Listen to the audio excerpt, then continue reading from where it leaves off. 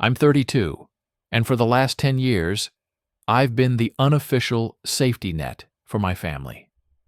You know how every family has that one person? The one who bails people out when bills fall through? Who lends money that never gets returned? Who shows up, covers the tab, and makes sure no one ends up sleeping in their car? That's me. I never complained because for a long time I thought that's just what family did. You step up, you take care of each other. And growing up without much, I told myself that when I made it, I'd make sure no one else in the family had to feel that kind of struggle again. But I've come to realize something. There's a huge difference between being generous and being taken for granted. And what happened on my birthday this year made that difference painfully clear. It was supposed to be a small but meaningful celebration. Not extravagant, just intimate, people I loved, good food, a chance to catch up, laugh, and take a breather from our busy lives. I'd reserved a private room at a nice local restaurant in Miami. Nothing over the top, but classy enough to feel like an occasion. I paid in advance to hold the room. $400 non-refundable. I even picked a place close to everyone's neighborhood so nobody could use distance as an excuse. I created a calendar invite, emailed and texted it to each family member. Mom, Dad, my older sister Jasmine, her husband Greg, my younger brother Caleb, even my cousin Nicole and her boyfriend, who somehow got invited to every family event despite never reciprocating. I followed up with reminders the week before and again 2 days before, just to be sure. The day came, and I was excited.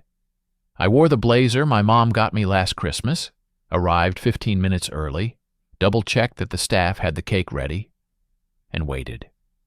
And waited. At first, I brushed it off. My family runs late. Maybe traffic. Maybe someone's kid had a last-minute diaper explosion.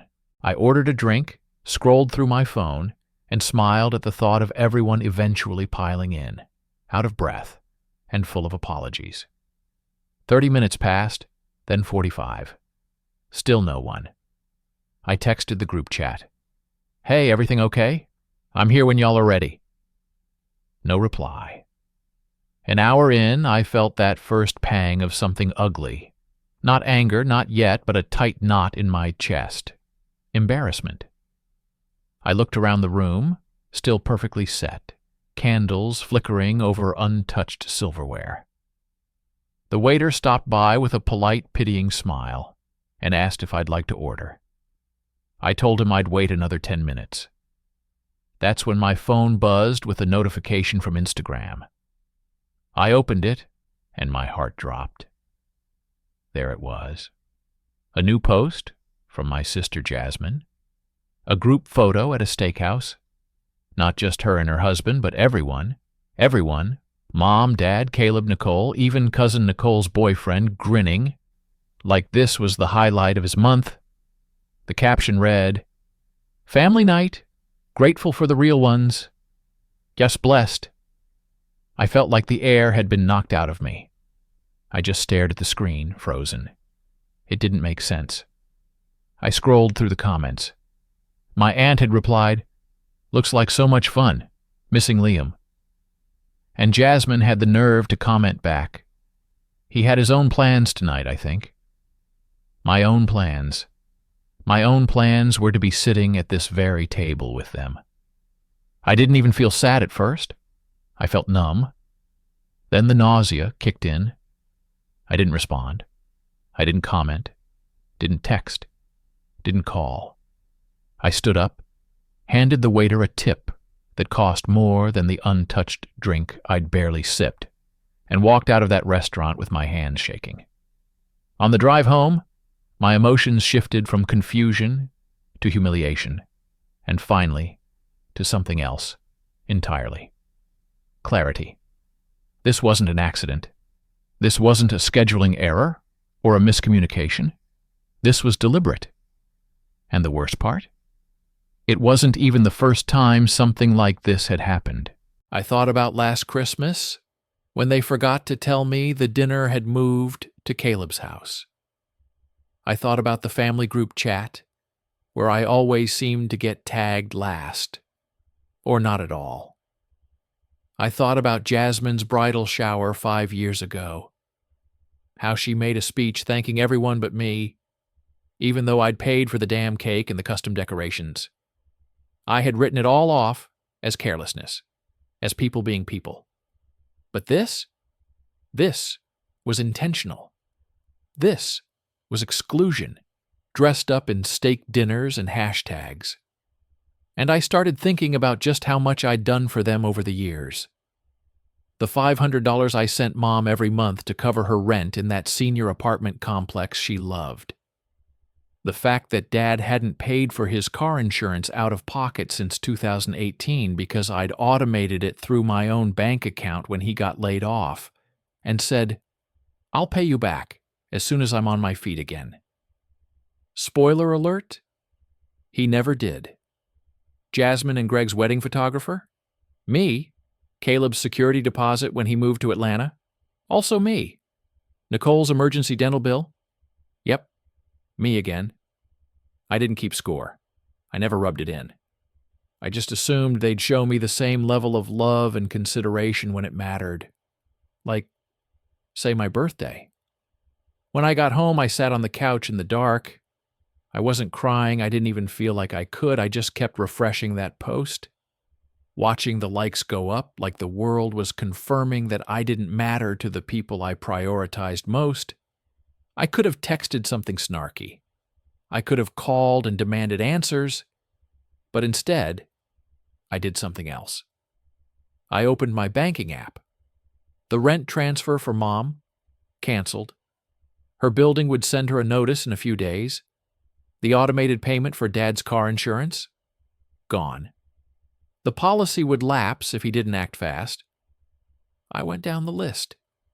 Each auto payment, each small favor, each silent, thankless transaction that had become part of my monthly routine, canceled, one by one.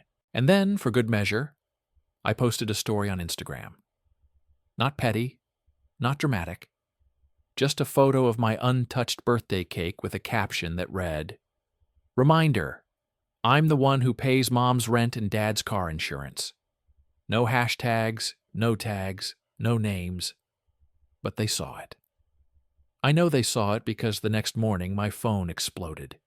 Missed calls from Mom, texts from Dad asking if everything was okay. Even Caleb sent a message. "Dude, Jasmine said you're being dramatic. We didn't think you'd care." Jasmine, of course, had the gall to write, "Wow, if you had an issue, you could have said something. No need to air dirty laundry like that." Right. I was the one airing dirty laundry, not the people who ghosted me on my birthday for a family night I wasn't invited to. But I didn't answer. Not one of them. I left every text on read, every call to ring out. I went silent. I wasn't even sure what I wanted from them. An apology? A reason? Maybe I just wanted them to sit in the silence for once, to feel the absence of me the way I'd felt theirs. Let the utilities lapse. Let the rent notices pile up. Let them wonder if maybe, just maybe, the person they'd overlooked had finally stopped showing up. And the thing is, that was just the beginning. I didn't expect the silence to hit them so fast or so hard. By the afternoon, Mom had called 4 times. The last voicemail she left was oddly chipper. "Hey, honey, not sure if you got my message earlier. Just wanted to check in. I think something weird happened with the rent this month. Maybe a glitch? Anyway, love you. Call me." A glitch. Right. As if the sudden reversal of all financial help I'd been providing was some kind of bank hiccup and not a wake-up call with a siren blaring. Then Dad texted, "Got a notice about the insurance. You sure you didn't forget to update the card? Looks like it's overdue. Call me when you can." like it was a minor oversight, like I had somehow dropped the ball, when the truth was, I'd been carrying the entire team for years. And then there was Jasmine. Oh, Jasmine. Her first message was short and smug. Seriously, Liam, you're embarrassing yourself. We didn't exclude you. We just wanted a chill dinner. You're taking it way too personally. When I didn't respond, she followed up an hour later with, "You could have just said you felt left out. You didn't need to make Mom and Dad freak out like this." I stared at that one for a while. What got me wasn't even the gaslighting. It was how quickly she pivoted from mocking me to blaming me for the consequences of their actions. Like I had somehow caused all this by reacting to their cruelty, instead of the fact that they'd orchestrated it in the first place. It wasn't about feelings. It was about a choice, a deliberate one. They didn't forget me. They didn't think I wouldn't care. They knew exactly what they were doing. And that realization, that hurt more than I thought it would. I didn't reply to her either. Not because I didn't have words, but because I had too many, and none of them would have fixed the real issue. They only valued me for what I could give, not for who I was. The next few days were quiet. Painfully so. No new posts from Jasmine, no calls from Mom. But on the fourth day, Caleb showed up at my door. Literally. I opened it, and there he was, standing on my porch like he just popped over to borrow a lawnmower. Hoodie, hands in pockets, sheepish grin. "Hey, man," he said, like everything was fine. I leaned against the doorframe. "Didn't realize you were in town." "Yeah, I drove up," he said. "Wanted to talk in person." I stepped aside and let him in. He walked past me like it was still his house, like we were still teenagers, like he hadn't skipped out on my birthday dinner without even a text. He sat on the couch and patted the cushion next to him. "You mad?" That question lit something in me. I didn't sit down. "Mad?" I repeated. No, I was humiliated. There's a difference. He held up his hands. "All right, fair. But come on, you really think it was some big conspiracy? We just wanted a casual night out. Nobody was trying to hurt you." I walked to the kitchen, grabbed a glass of water, just to give myself something to do, something to hold. I stared out the window for a second, then turned back to him. "Caleb, I wasn't invited." He frowned. "That's not true." "Then why didn't anyone say anything when I sent the invites? Why did no one reply when I texted from the restaurant? Why did Jasmine say I had other plans? You knew I was sitting alone in a private room, and you posted a group photo like I was a stranger." He looked away for a second, rubbed his jaw. "We didn't think you'd care, man. You always seem so, I don't know, self-sufficient." I laughed, short, bitter. "You mean because I pay for everything? Because I never ask for anything in return?" He didn't say anything. "Yeah," I said, nodding. "That's what I thought." He looked uncomfortable. "Look, Mom and Dad are freaking out. They're saying the rent office called and Dad's worried about the car.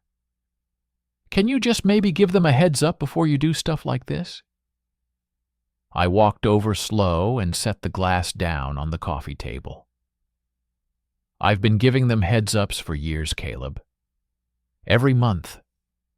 In the form of silent support, without complaint, without recognition. You don't get to show up now and ask me to do it louder, just because you finally noticed the silence." He stood up, frustrated now. "So what? You're just going to cut them off. You think you're punishing us, but you're just making everyone's life harder." "No," I said, calmly. "You did that when you decided I wasn't family enough to sit at the table." He stared at me for a long moment, like he was trying to come up with something to say that wouldn't sound defensive or stupid. He didn't find anything. "I should go," he muttered. I nodded once and opened the door for him. He paused in the threshold, turned back. "This feels petty, Liam." "Then maybe you've forgotten what being left out feels like." I shut the door behind him, locked it. I stood there for a few minutes, my hand still on the knob, my heart pounding. Not from the argument, but from the sheer weight of finally saying it out loud. I'd spent so long biting my tongue, convincing myself to be the bigger person, telling myself I didn't need acknowledgement. But the truth was I did. I needed to matter. Not for what I provided, but for who I was. And for the first time in years, I wasn't going to apologize for expecting that. The fallout hadn't even begun. Mom was still pretending not to know what was happening. Dad was probably blaming it on expired credit cards. Jasmine would go from smug to sulking the minute her next spa day got interrupted by a late payment from her Venmo request to Dad. I could already sense the storm brewing, but I wasn't afraid of it anymore. It took exactly 5 days for the mask to come off. 5 days of silence. 5 days without me swooping in to fix anything, cover any bills, or smooth over the messes they'd gotten too used to ignoring. On the 6th morning, I woke up to a voicemail from Mom. Not the chipper kind this time. Her voice was sharp, strained, and barely disguising the panic under the surface. "Liam, I don't know what's going on with you, but I just got a notice from the building manager. He says the rent still hasn't gone through, and if it's not resolved by Friday, they're going to start the eviction process." "I don't understand. Why would you let that happen?" "Call me." I played the message twice. Once to hear it, and again to feel it. There was no, "I'm sorry." No, "We missed you." No recognition of what they'd done. Just confusion that their golden goose had stopped laying rent payments. No mention of the birthday dinner. No mention of me. Just the rent. 2 hours later, I got a similar message from Dad. His was more passive-aggressive. "Hey, kiddo. Got a letter from the insurance company. Says the car's not covered anymore. You must have changed banks or something. Would have been nice to get a heads up. Anyway, I'm headed to the shop today, so let me know when it's fixed." When it's fixed? Not if. Not, "Can you help?" Just the assumption that I'd jump right back in once I'd made my point. Like this was all some dramatic little performance I was staging for attention. I didn't answer. Instead, I opened the Notes app on my phone and started typing a list. Every expense I'd covered over the last 3 years. Rent, car insurance, prescription refills, utilities, wedding gifts, emergency loans, surprise birthday dinners for them. Over $42,000, give or take. I wasn't planning to send it, but it felt good to see it. To know that I hadn't imagined how much I'd done. Because they clearly had. The turning point came the following Saturday. I was home working through some emails when my doorbell rang. I checked the camera. Jasmine, hair done, sunglasses on, holding a tray of what looked like cupcakes. Store-bought, but repackaged in a decorative tin like that made it more personal. I almost didn't open the door, but some part of me wanted to see what she'd say face to face. I cracked the door open. "Jasmine?" She gave a fake smile. "Hey, thought I'd drop by. Brought cupcakes." I didn't reach for them. "Why?" Her smile faltered. "Because it's your birthday week." "Well, it was, and I know things got a little weird." I leaned against the frame. Weird. She sighed dramatically. "Okay, tense. But you've kind of made it tense, Liam. You blew up the group chat with that post. I raised an eyebrow. I didn't say anything in the chat. You know what I mean, she said, brushing past me into the living room like she owned the place. You posted that whole thing about paying Mom's rent and Dad's insurance, and now everyone's freaking out thinking you're cutting them off.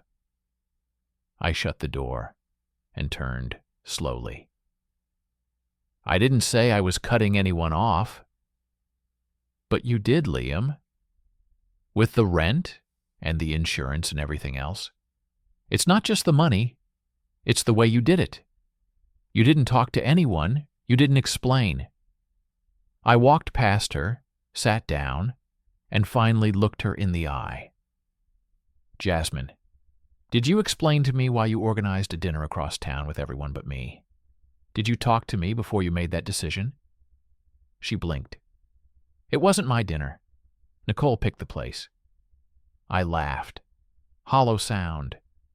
Come on. You tagged everyone. You posted the photo. You left a comment saying I had my own plans. That was your message. Don't act surprised that I finally listened to it. Her expression darkened. This is what I mean. You're being dramatic. We didn't think you'd care. You're always doing your own thing. You never ask for anything. You always act like you're better than us. I stood up. No, I act like someone who has boundaries. And you know what? I don't ask for anything, because I learned a long time ago that asking doesn't work in this family unless you've got some guilt card to play. But I do show up. I pay. I support. I cover. And you know what I get in return. A seat behind the camera. A footnote in your lives. She put the tin of cupcakes on the table and crossed her arms. So what now? You want us to beg? You want an apology? I walked over, picked up the tin, and handed it back to her. No, I said. I just want honesty. If you don't consider me family, that's fine. But don't smile to my face and then pretend I disappeared on my birthday.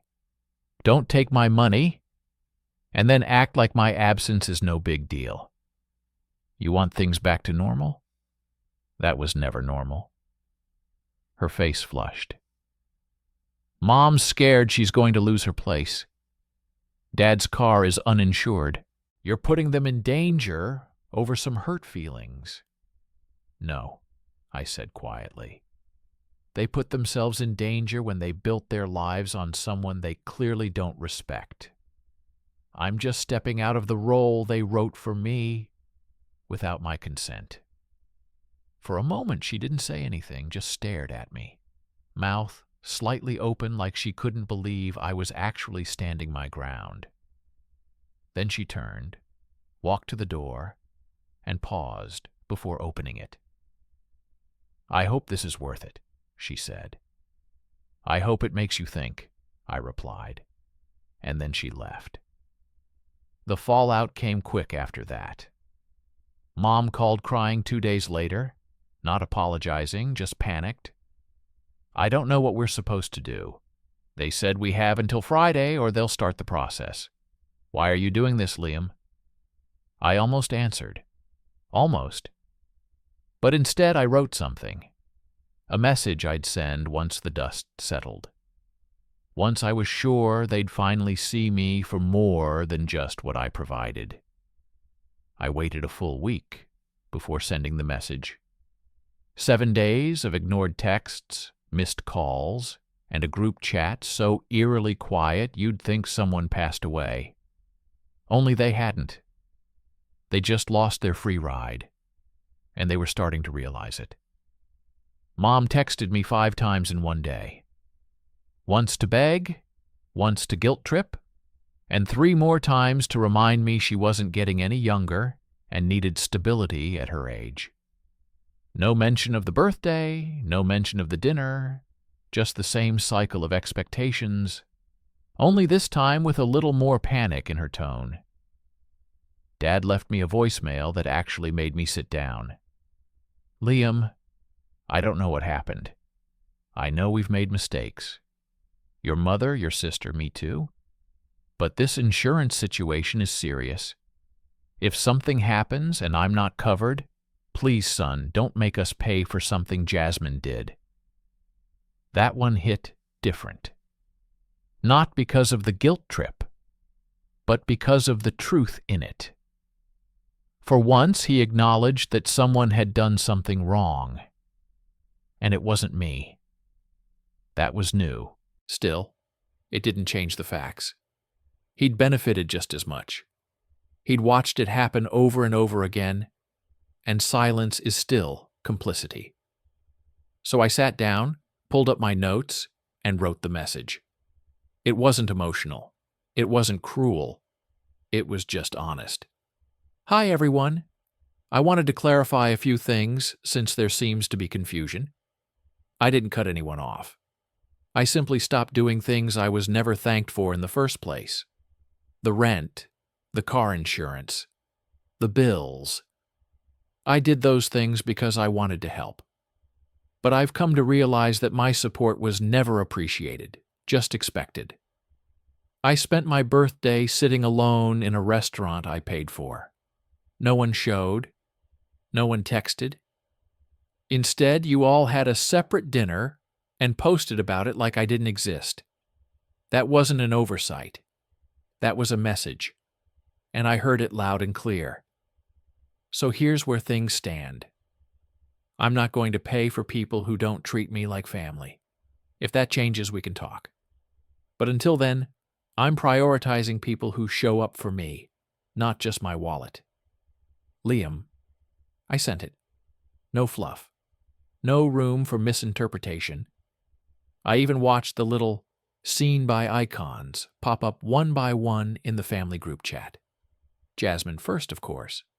Then Nicole, then Mom, then Dad. And then the flood began. Jasmine responded almost instantly. Wow, I can't believe you'd air all this in front of everyone. Way to make us all feel like garbage. I didn't reply. Mom followed up a minute later. I understand you're hurt, but don't punish everyone over one night. We love you. We've always loved you. That one stung because it was technically true. But loving someone while constantly taking from them without care or respect, that's not love. That's ownership. Then Nicole, I didn't even know it was your birthday dinner. Jasmine just said you were doing your own thing. Don't drag me into this. Typical Nicole. Always the first to backpedal when accountability knocks. Dad didn't respond in the chat, but a couple hours later, he sent a private message. I messed up. You've done more for this family than any of us ever acknowledged. I let your sister run the show because it was easier. I should have stepped in a long time ago. You didn't deserve what happened. If you're open to it, I'd like to sit down. Just us. That took me by surprise. I didn't answer right away. I let a few days pass, not out of pettiness, just to see what they'd do without me. Mom started dropping passive-aggressive Facebook posts. You know the type. Family isn't always about blood. And some people only do nice things so they can hold them over your head later. Jasmine doubled down by posting Instagram stories of her new family dinners with her friends, complete with captions like, "At least these people show up." Nicole went silent, which was probably for the best. And Caleb? He actually texted me. Just wanted to say, I get it now. I thought you were overreacting, but yeah, that was low. If you ever want to hang out, just us, I'm down. No pressure. I stared at that message longer than I should have. Caleb had always been the one who floated somewhere in the middle, too passive to stand up for me, too loyal to Jasmine to question her. But maybe now he was finally seeing what I saw. Still, I didn't reply. Not yet. A few more weeks passed. Mom missed her rent deadline. I knew because her building sent me the overdue notice by mistake. I was still listed as her emergency contact. I didn't call them. I didn't pay. She figured it out eventually. Dad ended up missing a DMV renewal because his expired insurance lapsed in the system. He paid out of pocket. I know this because he updated his own policy without asking me. First time in 6 years. Things were changing. And then, one Saturday morning, I got another knock on the door. This time, it was Dad. No warning, no call, just him standing on my porch, holding 2 coffees. He looked older than I remembered, grayer, heavier around the eyes. I opened the door slowly. "You drove all the way up here." He handed me one of the cups. "Didn't think you'd answer the phone." I stepped aside. "You were right." We sat in silence for a while, just sipped our coffee, watched the neighborhood kids ride their bikes past the house. It felt normal until he broke the silence. "I read your message a few times," he said. "I think I needed to see it in writing. I didn't realize how blind I'd been." I didn't say anything. I let Jasmine do too much of the talking. She's always been the loud one. You've always been the quiet one. And I guess I just let her fill the space. I nodded slowly. She didn't just fill it, Dad. She used it. Weaponized it. He winced. "Yeah, she did." Another pause. "I'm not asking for money," he added quickly. "I came here because I wanted to apologize. Not because I'm losing something, but because I already lost something, you. And I don't want to keep doing that." That caught me off guard. It was the first real apology I'd ever heard from him that didn't come with a condition or an ask. Just honesty. I set the cup down. "Thank you. That means more than you probably know." He nodded. "I'm not perfect, but I'm learning. And I hope one day the rest of the family learns too." After he left, I sat with it all. Let it sink in. I wasn't angry anymore. Not really. I was just tired. Tired of being the one who kept the engine running while everyone else got to ride in the passenger seat. But now, they were finally learning what the road looked like without me. Weeks turned into months. Jasmine eventually sent me a long email, half apology, half deflection. I didn't respond. Not because I hated her, but because I didn't trust her. Not yet. Mom called again a few times, each one a little softer, a little more like the woman I remembered growing up with. I answered the last one. We talked about nothing, about everything. She didn't ask for help. I didn't offer. That was the first real conversation we'd had in years. Caleb started visiting more. He even invited me to his new apartment, paid for on his own. He offered me a drink, and we sat on his mismatched couch and watched a game like brothers who didn't need words to patch things up. I didn't go back to paying their bills, but I did start building something else. Boundaries, and weirdly they started to respect them. Some days it was awkward, some days it was healing, but it was finally real. And on my next birthday, I didn't make a reservation. I didn't send invites. I didn't pay for a single thing. Instead, I let people show me what they were willing to bring to the table.